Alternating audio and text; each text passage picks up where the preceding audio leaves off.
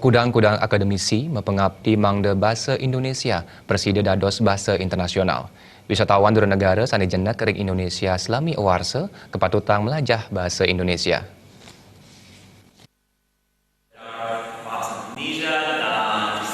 Kepala Pusat Bahasa Universitas Ngurah Rai Nyoman Ria Semosang berharapan antuk ngematutang melajah bahasa Indonesia menjantan akeh kegunaan ipon.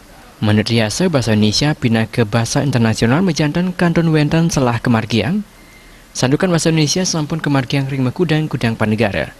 Sekali ring Singapura, Malaysia, Brunei Darussalam, Uyaden Timur Leste. Nanging pikebat ipun, sayan akeh kramu Indonesia sani waget nganggen bahasa asing pemekas bahasa Inggris.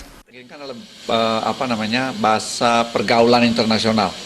Karena kita ada di Bali, banyak orang asing datang ke sini, banyak orang asing yang belajar bahasa Indonesia, sehingga mereka bisa berkomunikasi dengan penduduk setempat dengan bahasa Indonesia. Sehingga kita berharap kesalahpahaman itu bisa dipersempit, baik kesalahpahaman bahasa, kesalahpahaman budaya, dan lain-lain.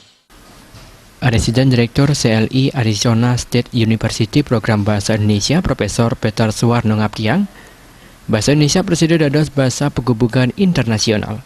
Sani makin akeh wisatawan rauh ke Indonesia pemekas Bali. Mencantan wisatawan jagi morsahe membebawasan sareng kramu Bali nganggen bahasa Indonesia.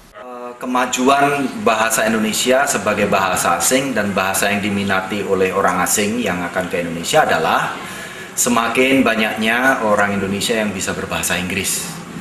Jadi mereka bahkan ada mengatakan bahwa tidak perlu bahasa Indonesia karena sebagian besar orang Indonesia bisa berbahasa Inggris.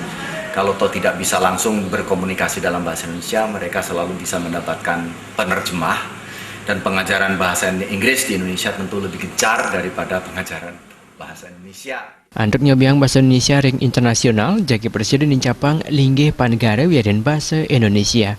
Jaya Kesuma Balti.